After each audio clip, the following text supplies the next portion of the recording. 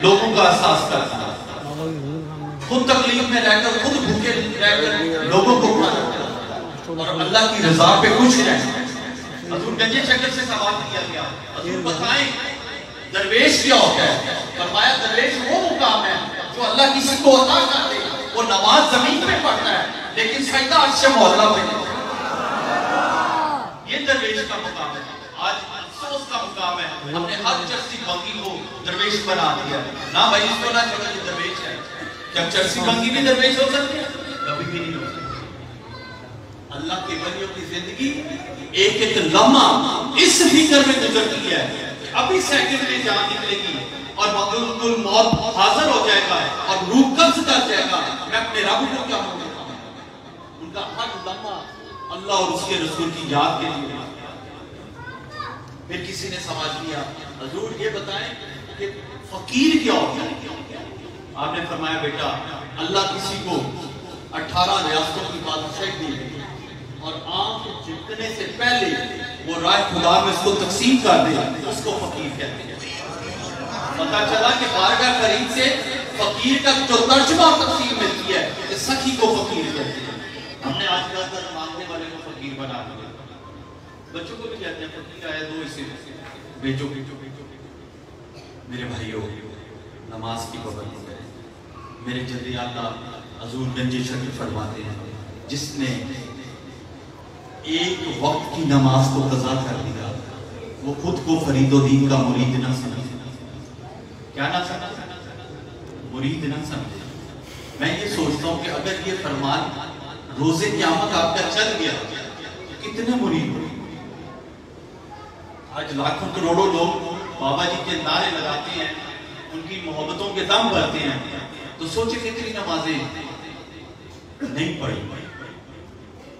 تو فقیری کا دور بہت مشکل ہے، دعویٰ بہت مشکل ہے، دعویٰ آسان ہے، کرنا بہت مشکل ہے۔ تو میرے بھائیو نماز کو قائم کرو۔ بابا جی نے ہمیشہ نماز کی لوگوں کو حکم دیا کہ نماز پڑھو۔ حضور غوث پاک آپ کی بارگاہ میں کئی دفعہ حاضری ہوئی، اللہ آپ سب کو بھی لے کر بغداد کی زیارت کروائے۔ آپ ڈنڈوں سے مارتے تھے، جو بے نمازی مل جاتا تھا، جس کا پتہ چل جاتا تھا کہ یہ نماز نہیں پڑھتا، اس سے ملاقات نہیں کرتے۔ اگر ہم قادری ہونے کا دم بھرتے ہیں تو اگر ہم بے نمازی ہیں تو مجھے بتائیں بارگاہ غوث پاک سے خیرات ملے گی؟ نہیں ملے گی۔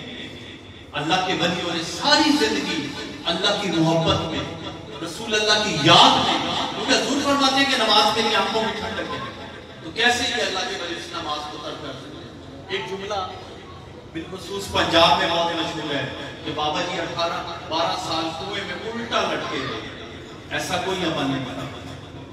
مجھے بتائیں کچھ فرماتے ہیں کہ وہ خود کو فرید و دین کا مرید نہ سمجھے جس نے ایک وقت کی نماز پڑھی، تو اگر 12 سال کنویں میں خود لٹکے رہے تو نمازیں کیسے پڑھی؟ سوچنے کی بات ہے نا، ذہن ہے انسان کا، عقل ہے، شعور ہے، کیسے لٹکے کہ 12 سال کنویں میں ریاضت کرتے رہے اور الٹا لٹکے، نمازیں کہاں گئی؟ یہ سب جھوٹے افسانے بنائے ہوئے ہیں، تہمت لگائی گئی ہے اللہ کے ولی کے خلاف۔ اور یہ وہ لوگ جن کے پاس شاید علم نہیں تھا، جنہوں نے پڑھا نہیں، بس تھوڑا تھوڑا سنتے سنتے گیرا لگتی لگتی 12 سال تک پہنچ گئے۔ آپ کا یہ چلتا ہے مخصوص ٹائم کے لیے اچ شریف کے مقام پہ بعد نماز عشاء سے تہجد تک تھا، اور آپ نے اس کی اجازت 3 دفعہ حضرت خواجہ قطب الدین بختیار کاکی ہوشی دہلوی رحمت اللہ علیہ کی بارگاہ سے پہلی 2 دفعہ اجازت نہیں ملی، تیسری دفعہ جب ملی تو آپ کیونکہ غمزدہ رہنے لگے کہ دنیا کی ہر عبادات میں کر چکا ہوں، تو یہ چیلہ مخصوص کیا ہے، کاش مجھے اس کا موقع ملے، تو اس کی وجہ سے غمزدہ رہتے تھے۔ تو خواجہ قطب پاک نے مرید کی چہرے کی حالت جو ہے وہ بھاپ لی اور آپ نے اجازت دے دی، لیکن اس محبت میں اور مکامل ادب میں آپ مرشد سے پوچھ ہی نہیں سکے حضور چیلہ کرنا کیا ہے، اس طرح کرنا۔ پھر آپ کے ایک پیر بھائی جو بعد میں آپ کے مرید بھی ہوئے، آپ نے انہیں خلافت دی تھی، حضرت بدرالدین محمود رحمت اللہ علیہ اور حضرت حمید الدین نوری رحمت اللہ علیہ، آپ نے ان سے پوچھا کہ یہ چیلہ مخصوص کیسے کیا جاتا ہے؟ انہوں نے کہا کہ ایک صحت مند بندہ ہو، ایک کنواں ہو، درخت ہو، رسی ڈال کر اس شخص کو لٹکائے، بعد نماز عشاء سے تہجد تک کا یہ مخصوص 1-1.5-2 گھنٹے کا ٹائم بنتا ہے یا 3 گھنٹے کا ٹائم بنتا ہے. اس میں یہ وظائف حضرت فرماتے تھے کہ چلہ مخصوص میں پڑھے جاتے ہیں. تو بابا جی نے مرشد کی اجازت ملی 40 رات بعد نماز عشاء کچھ شریف کے مقام پہ حضرت جلال الدین سلطان رحمۃ اللہ علیہ کا وہاں مزار موجود ہے, وہاں کنواں بھی موجود ہے, وہ چاروں یاروں کی مسجد بھی موجود ہے. وہاں پہ آپ نے یہ چلہ مخصوص کیا. اور پھر جب یہ چلہ مخصوص کر کر نکلے تو بابا جی بڑے شرمسار تھے کہ میرے سے یہ کیا عمل ہوا. تو جب خواجہ صاحب کی بارگاہ میں پہنچے تو آپ سر جھکا کر بارگاہ خواجہ قطب الدین بختیار کاکیوشی دہلوی رحمۃ اللہ علیہ بارگاہ میں بیٹھے تھے. تو آپ نے فرید الدین کے چہرے کی طرف دیکھا اور فرمایا فرید کالا ہے ہونا. عرض کی حضور میں نے تو کیا تھا اللہ اور اس کے رسول کی رضا کے لیے, اللہ کو راضی کرنے کے لیے, لیکن مجھے نہیں پتا تھا کہ اس چیزے کے بعد عالم اسلام میں میری شہرت ہو جائے. فرمایا اس لیے ہمارے بزرگ منع کرتے تھے کہ یہ نہیں کرتے. تو آپ حجر قطب الدین بختیار کاکی فرماتے ہیں فرید الدین اس چیزیں کی برکت سے اللہ نے تجھے انعام دے دیا ہے. جو تیرا مرید ہوگا, تیرے مریدوں کا مرید ہوگا, تیرے بتائے ہوئے راستوں پہ چلے گا, روز قیامت جنتی ہوگا. یہ اس چیزیں کی وجہ سے یہ برکتیں ملی. اس کی بعد میں تعبیر جو لکھتی ہے کہ حضور نظام الدین اولیاء نے حضور کی زیارت کی اور آپ نے فرمایا قال رسول اللہ صلی اللہ علیہ وسلم من دخل هذا الباب آمنا, جو اس دروازے سے داخل ہو گیا وہ امن اور سلامتی میں آ گیا. لیکن شرط یہ ہے کہ تعلیمات حضور نے شرط یہ نہیں کہ سارا سال شراب پیتا رہے, جوا کھیلتا رہے, بری حرکتیں کرتا رہے, ظلم کرتا رہے اور 5 محرم کو بہشتی دروازہ گزرے گا اور جنتی ہو جائے گا. ایسی کوئی بات نہیں. جنت اس کو ملے گی جو فرید الدین کے راستے پہ چلے گا. اور وہ راستہ کیا ہے؟ شریعت مصطفیٰ. بارگاہ مصطفیٰ کی تعلیمات پہ عمل کرے گا تو پھر کامیاب ہوگا. ایسے کوئی کامیاب نہیں ہوگا. یہ کوئی عام بندہ آپ سے بات نہیں کر رہا, اس خاندان کا فرد بات کر رہا ہے جس کا والد 40 ایئرز سے وہاں سے زیادہ نشین ہے. آگے ان کے والد 63 ایئرز سے زیادہ نشین ہے. نسل با نسل چلتے آ رہے ہیں. والد صاحب حضور قبلہ دیوان مدد مسعود چشتی صاحب 27 سے زیادہ نشین ہے. لیکن ہماری زبان سے کبھی آپ نے سنا نہیں کہ جو گزرے گا جنتی ہو جائے گا, جو گزرے گا توبہ کرے گا اور عہد کرے گا. آپ نے کبھی نوٹ کیا 2 دروازے کیوں ہیں؟ گزرنے کے لیے تو ایک دروازے کافی تھا. ایک گزر جاتے کا انعام کا چلے جاتے گزر جاتے. 2 دروازے کیوں ہیں؟ کبھی سوچئے گا. ایک دروازہ آپ کا دنیا میں آنے کا ہے اور دوسرا دروازہ جانے کا ہے. اور یہ ٹائم پیریڈ دیکھیں کتنے لمحات میں آپ ایک دروازے سے دوسرے دروازے سے باہر ہو جاتے ہیں. یہی زندگی جو ہمارے علماء یہاں بیٹھے ہمیں پتہ ہے کہ بچہ پیدا ہوتا ہے, اذان دی جاتی ہے دائیں کان میں اور بائیں کان میں تکبیر پڑھی جاتی ہے حی علی الصلاۃ حی علی الصلاۃ حی علی الفلاح حی علی الفلاح, قد قامت الصلاۃ, صفے بنا لو. اور بھائی ابھی تو یہ آیا ہے, لیکن نہیں, حکم یہ اذان بھی ہو گئی, تکبیر بھی پڑھی گئی ہے, اب سب بنانے کی زندگی ہے. کتنی دیر لگتی ہے مجھے بتائیں. جب ہم نماز کے لیے مسجد جاتے ہیں تو اقامت ہو جائے کتنی دیر لگتی ہے جماعت کرنے میں؟ 1 2 4 5 10 سیکنڈ. یہ ہماری زندگی ہے. اور اس زندگی میں ہم نے کیا کیا کیا؟ ظلم, زیادتی, حق تلفی, کیا کیا عمل ہم کر کر جا رہے ہیں. سوچیں کہ کبھی ہم نے قرآن کو کھولا ہے, قرآن کو پڑھا ہے؟ اگر پڑھا ہے تو کتنی دیر پڑھا اور اس کے لفظوں کو سمجھا, اس سے محبت کا اظہار کیا. کتاب تو ہمارے لیے اتری نا, ہماری ہدایت کی, یا ہم نے اس سے کبھی ہدایت کی؟ کبھی بھی. اور دیکھیں جن ہستیوں نے قرآن اور سنت سے ہدایت کی آج انہیں فرید الدین کہتے ہیں, علی اجمیری کہتے ہیں, داتا گنج بخش کہتے ہیں, حضور غوث الاعظم کہتے ہیں. کیا وجہ؟ یہ کون سے لوگ تھے جنہیں اللہ نے یہ عزتیں عطا کی؟ جب یہ پیدا ہوئے تھے تو یہ عزتیں نہیں, یہ عزتیں ملی اللہ اور اس کے رسول کی راستے پہ چلے. آج ہم نے یہ عہد کر کر جانا ہے کہ میں ایک مسلمان ہوں, حضور کا امتی، میرے لیے تمام ہستیاں جو ہیں وہ قابل احترام ہے۔ کوئی اہل بیت کی محبت میں صحابہ کو گالیاں دے رہا ہے، کوئی صحابہ کی محبت میں اہل بیت کے خلاف باتیں کر رہا ہے، کوئی یزید کی محبت میں اہل بیت کے خلاف باتیں کر رہا ہے۔ مجھے بتائیں آج یزید کو امین المومنین کہنے والوں سے پوچھئے گا کہ یزید کے جتنے گناہ ہیں جو اس نے حرکتیں کی ہیں وہ معافی کے قابل ہیں؟ میں ساری باتوں کو بیان نہیں کر سکتا، ایک ہی بیان کرتا ہوں کہ اس کے حکم پہ 10 دن تک مدینے کی حرمت پامال ہوئی۔ مدینے کے صحابہ 10,000 سے زیادہ صحابہ شہید کیے گئے، ان کی عورتیں، ان کے بچیاں، ان کے بچوں کے ساتھ زیادتی اور ظلم ہوا۔ کیا یہ جرم معاف کیا جا سکتا ہے؟ اور بارگاہ مصطفیٰ، جس بارگاہ کے لیے ہم ترستے ہیں، ایک دفعہ زیارت ہو جائے، اس بارگاہ میں گھوڑے باندھے گئے، نماز معطل رہی، پھر یہ فوج یہاں تک نہیں ہوتی، پھر کعبے پہ جا کر حملہ کیا۔ بنو عباس کی حکومت میں وہ گورنر تھے، پورے کعبے کو جلا دیا گیا، کتنے 100 صحابہ وہاں بھی شہید ہوئے۔ مجھے بتائیں یہ جرم تو اللہ معاف کر سکتا ہے، لیکن ہمارے دلوں میں یزید کے لیے محبت پیدا نہیں کرتے۔ ہم سلام بھیجتے ہیں معاویہ بن یزید کو، جب وہ تخت نشین ہوا تو 21 ڈیز میں اس نے حکومت چھوڑ دی۔ اس نے کہا اس حکومت میں اہل بیت کا خون لگا ہوا ہے، اس تخت و تاج میں اہل بیت کا خاندان رسول کا خون لگا ہوا ہے۔ اس نے چھوڑ دیا اور سیدہ زینب کی بارگاہ میں گیا، ان کو ان کی جو پراپرٹی تھی وہ دی، جہاں پہ آج زیمبیا میں، شام میں آپ کا مزار مبارک ہے، وہ آپ کے حق میں کی زمین، وہ اس نے دی، اور دنیا سے جو ہے وہ پردہ پوش ہو گیا، دوبارہ کسی نے اسے نہیں دیکھا۔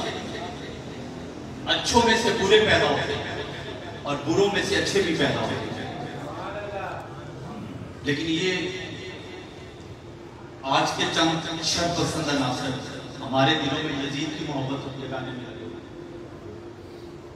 میں نے کہا آج سے 800 سال پہلے ہمارے جد اعلیٰ، خاندان چشت کے جد اعلیٰ خواجہ معین الدین چشتی اجمیری رحمت اللہ علیہ فرما گئے، شاہ اسد حسین، بادشاہ اسد حسین، دین اسد حسین، دین پناہ اسد حسین، سردار نادار در دست یزید، حقہ کے بنا لا الہ اسد حسین۔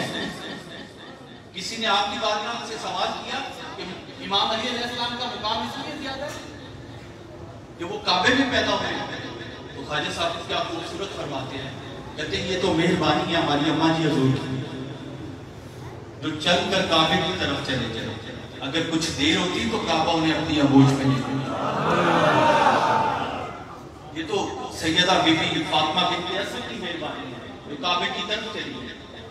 یہ اعتراض نہیں ہے، ان پہ بحث بھی نہیں ہے، یہ ایک مقام ہے، منصب ہے جو اللہ نے دے دیا۔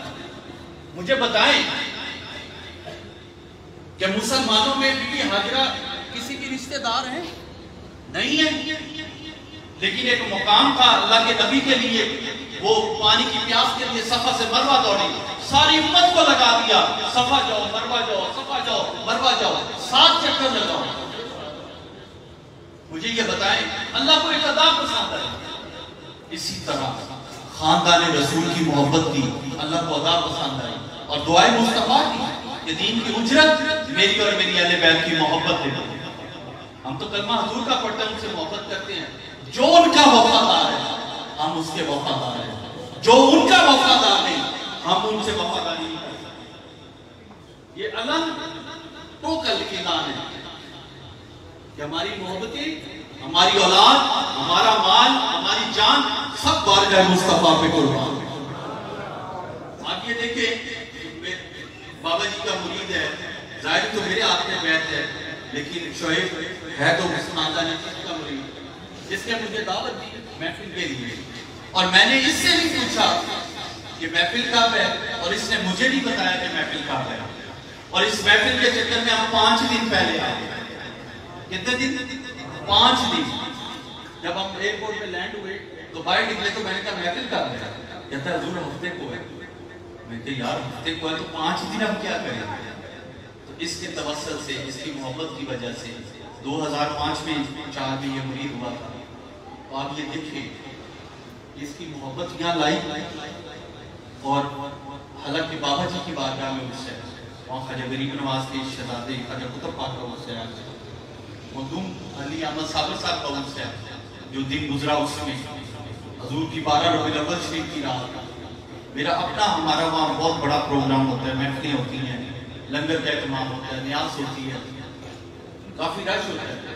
لیکن شیڈول یہی تھا، میرے ذہن میں یہی تھا کہ صبح کی فلائٹ سے آ رہے ہیں، رات کو محفل اٹینڈ کریں گے، اور اگلے دن نیکسٹ ٹائم میں مارننگ میں واپس نکل جائیں گے لاہور کی طرف واپس.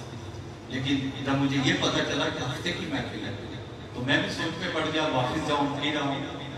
تو میں نے کہا اللہ کی ذات لے آئی ہے، اب ہم ادھر ہی ہیں. پھر مساجد میں بھی بیان ہوئے، محفلوں میں بھی ہوئے، آپ کی خدمت میں بھی ایسا. میرے بھائیوں اپنی زندگیوں کو حقیقت میں سمجھیں. آپ مجھے بتائیں کسی صحابہ نے کوئی عمل ایسا کیا کہ دوسرے صحابہ کا نقصان ہو گیا، تو مجھے یہ بتائیں آپ کا کیا فائدہ اور نقصان؟ ہم نے تو یہ دیکھنا ہے نا کہ حضور کے جان نثار کون، کن کا ذکر ہمیں کرنا چاہیے، کن سے محبت کرنی چاہیے. دیکھیں سوال یہ تھا، بچہ پوچھتا ہے جب وہ بولنا شروع ہوتا ہے تو سب سے پہلے ماں کہتے ہیں.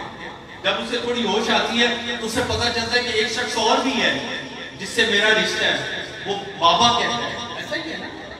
پھر اللہ اسے تھوڑا اور شعور دیتا ہے، اسے پتہ چلتا ہے میرے بہن بھائی بھی ہیں.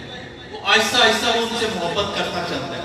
جب انسان مسلمان ہوتا ہے اسے پتہ یہ ہونا چاہیے کہ میں نے محبت کس سے کرنی ہے، اور اس کی وجہ سے کس سے کرنی ہے، اور ان کی وجہ سے کس سے کرنی ہے. یہ ایک ہمارا پورا راؤنڈ اپ ہے کہ ہم نے کس سے محبت کرنی ہے.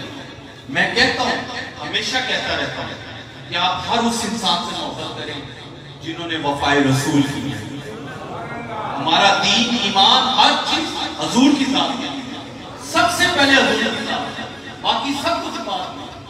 اگر حضور ہم سے راضی نہیں ہوئی تو مجھے بتائیں اس اگلے جہان میں کون شفاعت کرے گا؟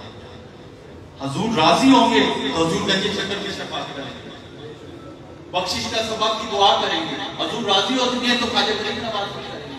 حضور راضی ہوں گے تو حضور غوث پاک بھی کریں گے. حضور راضی ہوں گے تو مولا علی سرکار بھی کریں گے. یہ سارے مل کر کریں گے اگر حضور راضی ہوں گے. تو اگر سائنسداں راضی ہوں تو پھر کیا کریں گے؟ سوچیں کہ ہم نے اپنی زندگیوں میں صبح سے شام تک کوئی شریعت محمدی کا ایک کام نہیں کیا. کتنی دفعہ ہم نے درود پاک پڑھا ہے، کتنی دفعہ ہم نے کلمہ طیبہ پڑھا ہے، کتنی دفعہ ہم نے نیکی کا کام کیا ہے، کتنی دفعہ ہم نے گناہوں سے بچے ہیں. رات کو سوتے ہوئے سوچا کریں، اپنا احتساب خود کیا کریں، بجائے لوگ کہیں کہ تیرے بھی یہ فالٹ ہے. خود آپ سوچیں کہ کیا اچھے کام کیے ہیں، کس سے میرا رب راضی ہو جائے، حضور راضی ہو جائے. حضور گنج شکر کی بارگاہ میں ایک شخص آیا، عرض کرتا ہے حضور مجھے یہ پتہ چلا ہے کہ اللہ کے ولی سونا بنانا جانتے ہیں. تو آپ نے فرمایا بے شک ایسا ہی ہے، وہ جانتے ہیں سونا بنا لیتے ہیں. اللہ نے انہیں طاقت دی ہے، اور ان کی ہاتھ اور ان کی آنکھیں اور ان کی زبان کیمیائی ہوتی ہے. وہ ہاتھ لگا دیں تو سونا ہو جاتا ہے، آنکھوں سے غور سے دیکھ لیں، نظر دوڑا دیں تو سونا ہو جاتا ہے، زبان سے کچھ پڑھ کر پھوک مار دیں سونا ہو جاتا ہے. عرض کرتا ہے حضور مجھے بھی سکھا. کیا کہتا ہے؟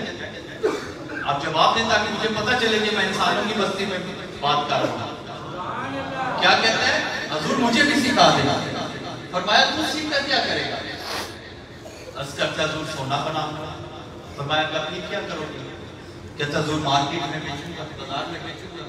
فرمایا پھر کیا کرو گے؟ عرض کی حضور پیسے آئیں گے، کاروبار بڑھے گا، بینک بیلنس بن جائے گا.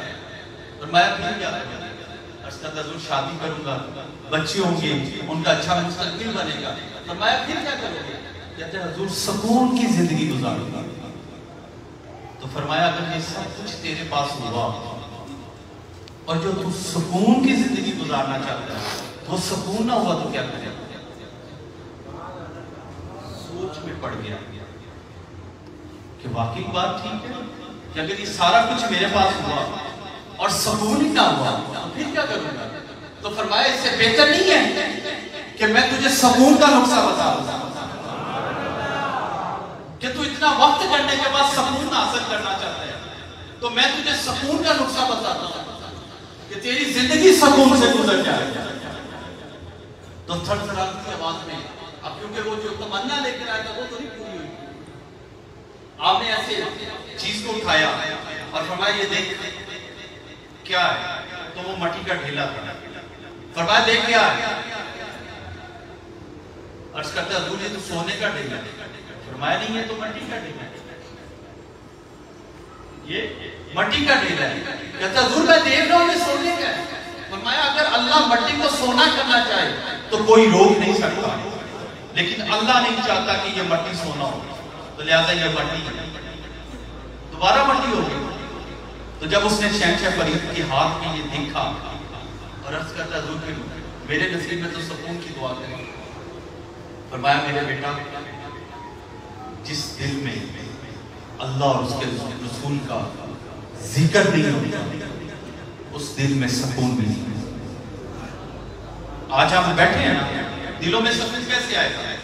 ذرا میرے ساتھ مل کر پڑھیں اللہ اللہ. جتنے بیٹھے ہیں میری آواز نہیں اللہ اللہ. ساتھ دیکھیں اگر ہم 100 لوگ بیٹھے ہیں 100 ہیں، 100 مرتبہ پڑھا گیا. اگر ہم 1000 آدمی بیٹھے ہیں تو ایک ہی وقت میں 1000 دفعہ پڑھا گیا. یہ محفل کی برکت ہوتی ہے. اپنے بیوی کو، بچوں کو، بیٹیوں کو، بیٹوں کو، ماں بہنوں کو بٹھا کر اسی طرح ذرا مل کر کے اللہ اللہ اللہ اللہ اللہ اللہ. یہ اس میں مبارک آپ کی جان دل سے مجھے بتائیں کہ شعیب بچہ یہاں بیٹھا ہے، آپ اسے فون کیے جا رہے ہیں، وہ نہیں اٹینڈ کر رہے، بیزی ہے. آپ کیے جا رہے ہیں. ایک وقت تو آئے گا نا کہ وہ کہے گا جناب حکم کریں کیا کہ آپ اتنی کالیں مجھے کر رہے ہیں. تو مجھے بتائیں کہ جس رب کو آپ سارا دن یاد کریں اور اس کا چلتے پھرتے بیٹھتے اٹھتے جاگتے ذکر کرتے رہتے، کیا وہ رب آپ کو یاد نہیں کرے گا؟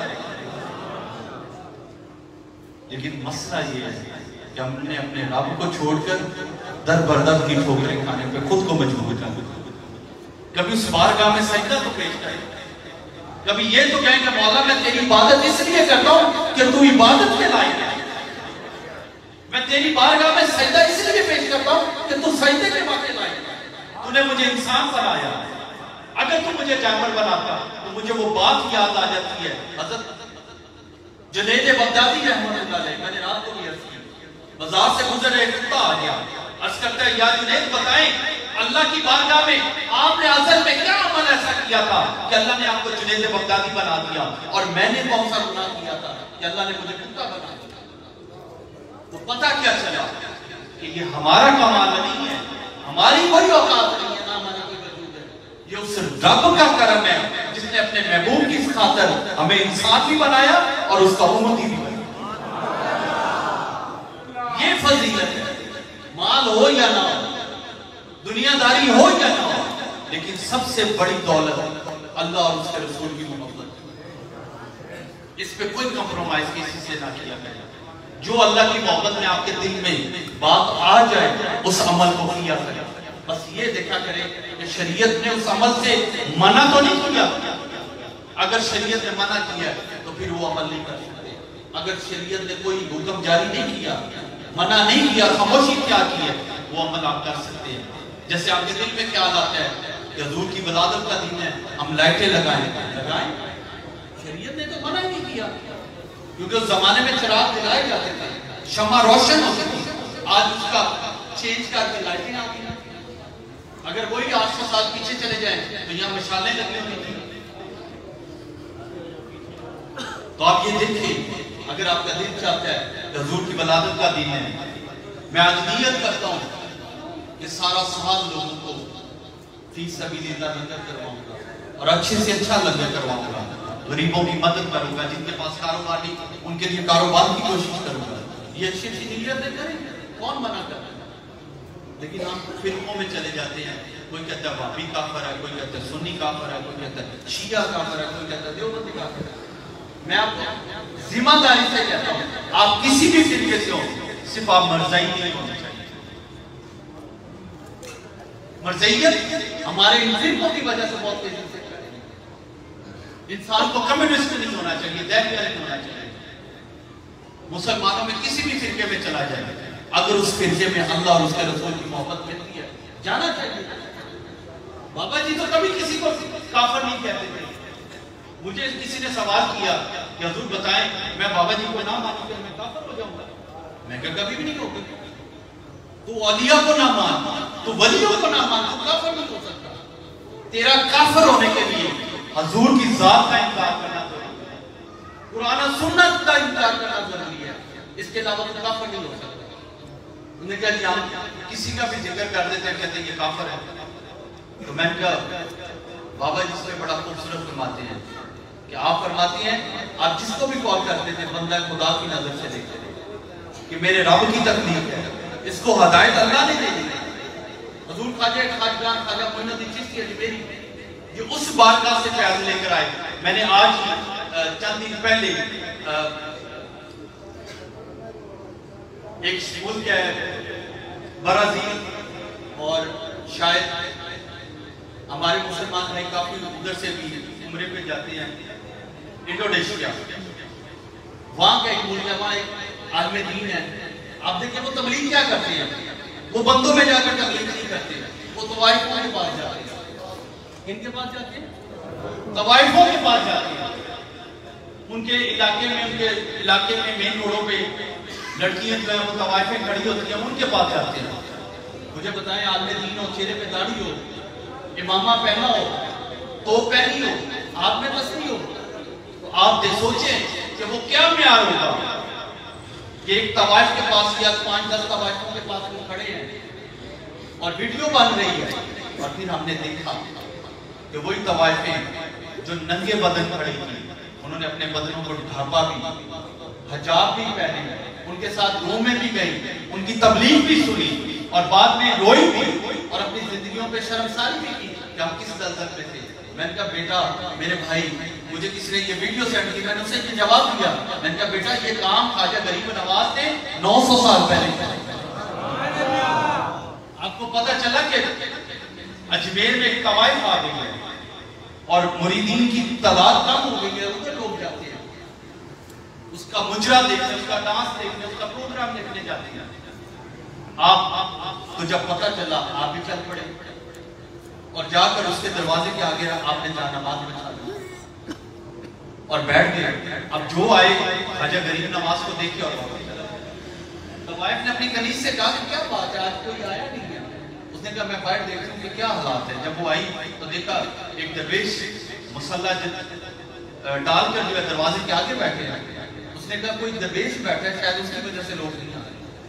تو وہ آئی، اس نے آ کر ایک لفظ کہا کہ اللہ کے بندے یہ طوائف کا کوٹھا ہے، تیری مسجد نہیں ہے کہ جہاں تو مصلی ڈال کر بیٹھے۔ تو آپ نے اس کے چہرے کی طرف دیکھا اور فرمایا ایک رات کا کیا لوگی، ایک رات کے لیے کیا اجرت لوگی؟ اس نے اپنی ڈیمانڈ بتائی، آپ نے ساتھی کو کہا ادا کر دو، اس کے ساتھ اس کے طوائف خانے میں چلے گئے۔ اس سے پوچھا کہ یہ جو تجھے رقم میں نے ادا کی ہے اس سے آج کی رات تو میری ہے؟ اس نے کہا جی آپ کی، حکم کریں کیا کرتے ہیں؟ فرمایا جا وضو کر کر کیا وضو کر کر اسے وضو کروایا، مصلی وہی اسی کے کمرے میں ڈالا۔ اس کا میں جو کرتا جاؤں، یہ نہیں کہا کہ میرے پیچھے نماز پڑھ، فرمایا جو میں کرتا جاؤں بس وہی کرتی۔ آپ نے اللہ اکبر کی، اس نے بھی پیچھے اللہ اکبر کر دیا۔ آپ رکوع میں گئے، اس نے بھی رکوع میں چلی گئی۔ جب آپ سجدے میں گئے تو اس وعدہ العاشی کی بارگاہ میں خواجہ خواجگان خواجہ معین الدین چشتی اجمیری میں آپ فرماتے ہیں کہ یا اللہ یہاں تک لانا معین کا کام تھا، اس کی بگڑی بنانا تیرا۔ جب وہ اٹھی تو وقت کی ولی آتی، نگاہ ولی میں متصل دیکھی، بدلتی ہزاروں کی تک یہ کون سی تبلیغ تھی جو آپ نے کی؟ حضور جا رہے ہیں، ایک طوائف بیٹھی ہے اور حضور کی نظر پڑی تو آپ نے نظر نیچے کر لی، کچھ کھا رہے تھے، سوری وہ طوائف گزر رہی تھی، حضور تشریف فرما رہے تو آپ کچھ کھا رہے تھے، اس کی نظر پڑی، اس نے آپ کو آزمانے کے لیے کہا کیا کھا رہے ہیں؟ آپ نے کہا کھانا کھا رہا ہوں، فرمایا کہ کھانا کھا رہا ہوں، نے کہا مجھے بھی کھلاؤ، آپ نے لقمہ توڑا، اس کے آگے کیا کیا؟ اس نے کہا یہ نہیں جو آپ کے منہ میں ہے وہ کھلائے۔ کس نے کہا؟ طوائف نے حضور کی بارگاہ میں کہا، آپ نے اپنے منہ سے لقمہ نکالا اور اس کے منہ میں دیا۔ اب مجھے بتائیں جب اس طوائف کے منہ میں لہاب دہن حضور کا گیا، میں کہ اس کے تو 14 طبق روشن ہوتے اور اس نے بھی پڑھا ہوگا اشہد ان لا الہ الا اللہ وحدہ لا شریک لہ واشہد ان محمد عبدہ ورسولہ۔ باقی یہ اللہ کے سچے اور پکے نبی ہیں، یہ محبتیں حضور کی تھی، لیکن آج یہ محبتیں ہمارے میں نہیں ہیں، ہم ان محبتوں سے دور چلے گئے، ہم نے صرف ایک تلوار پکڑی ہے، وہ کافر، وہ کافر، وہ کافر۔ مجھے یہ بتائیں کبھی آپ نے یہ سوچا ہے کہ حضور نے بدر میں کتنے زخم کھائے تھے، احد میں کتنی ضربیں لگی تھے؟ کس کے لیے؟ ہمارے لیے، اس امت کے لیے۔ جب طائف میں پتھر پڑے تو کیا تھا؟ یا ربی حبلی امتی، حضرت جبریل علیہ السلام تشریف لے آئے کہ حضور حکم دے یہ پہاڑ ملا دے اور یہ نیست و نابود ہو جائے۔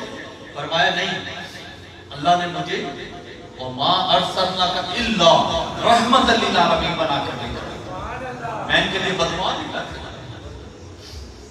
مجھے بتائیں کیا آج اس حضور کی تعلیمات پہ ہم عمل کر رہے ہیں؟ اور کر رہے ہیں کس حد تک کر رہے ہیں؟ صرف اپنے لیے، اپنی ذات کے لیے، مخلوق کے لیے کیا کیا؟ جب ہم اپنا کاروبار کر رہے ہیں کبھی پوچھیں کہ بھائی یہ وہابی ہے، دیوبندی ہے، سنی ہے، شیعہ ہے، میں اس کو اپنا مال نہیں بیچوں گا کیونکہ میں سنی ہوں، میں کیوں دیوبندی کو اپنا مال بیچوں، میں کیوں وہابیوں کو اپنا مال بیچوں؟ لیکن وہاں بات پیسے کی ہوتی ہے، میری بلا سے کوئی بھی لے جائے میرا مال بکنا چاہیے، تو کبھی یہ بھی تو کرے نا کہ نہیں میں اس فرقے کا بندہ اسے اپنا مال نہیں دوں گا، کیوں نہیں دوں گا؟ بھئی تجارت ایسا کیوں نہیں ہے؟ اسی طرح کبھی گزرتے ہوئے ان کی میں بات نہیں کر رہا جو صحابہ کو گالیاں دیتے ہیں یا اہل بیت کو گالیاں دیتے ہیں یا ان کی شان میں گستاخیاں کرتے ہیں، ان کی مساجد کی اور ان کی بات میں بالکل نہیں کر رہا، میں ان لوگوں کی کر رہا ہوں جو تھوڑے تھوڑے بھٹکے ہوئے ہیں اور ہم نے انہیں واپس لایا، ایک امت بنا ہے۔ اور جب ہم ایک امت بن گئے، یقین مانے عالم اسلام میں، عالم دنیا میں صرف اسلام کا ایک جھنڈا ہے، اور آج ہم نے اس محفل کی برکت سے عہد کرنا ہے کہ ہم نے سب کو اکٹھا کرنا ہے، محبتیں بانٹنا ہے، دنیاوی مکھی کی طرح کام نہیں کرنا جو پورا جسم چھوڑ کر غلاظت پہ جا کر بیٹھ جائے۔ ہم نے شہد کی مکھی بننا ہے کہ پورے پھولوں کا کڑوا رس چوس کر جب وہ شہد بناتا ہے جو کھاتا ہے میٹھا ہی ہوتا ہے۔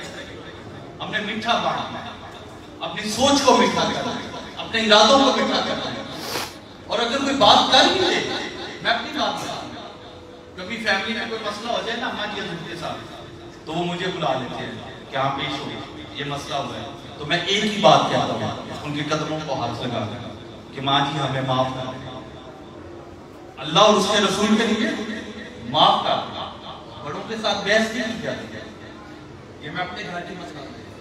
اور یقین مانے اماں جی حضور پر جتنا بھی غصہ آیا وہ ٹھنڈا ہو جائے، وجہ کیا کہ جب بحث کریں گے بحث بڑے رشتوں میں دنیا پیدا ہوگی، معافی مانگنے والا کبھی چھوٹا نہیں ہوتا، ہمیشہ وہ بڑا ہو جائے اور معاف کرنے والا اس سے بڑا ہو جائے۔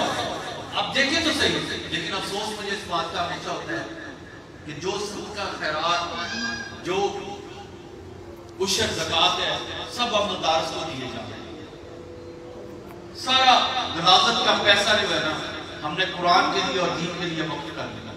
کیوں آپ کا پیسہ، حلال کا پیسہ، منتوں کا پیسہ مساجد کے لیے کیوں نہیں ہدیہ بانے پیش ہوتا؟ کیوں نہیں آپ منت مانگتے کہ اللہ میرا یہ کام ہو جائے تو میرے محلے میں یہ مسجد ہے میں اس کی خدمت کروں گا. آج مجھے وہ حضور کی حدیث مبارکہ یاد ہے کہ اپنے دین کو اس حال پہ مت چھوڑنا کہ دین کر کے ٹوکری کرنے لگے. آج دیکھیے کہ ہم نے صدقے کے علاوہ کبھی مسجد کی خدمت کی ہے، مدارس کی خدمت کی ہے، جو قاری صاحب ہمارے بچوں کو پڑھانے آتے ہیں اس کی خدمت کی ہے؟ کبھی نہیں کی.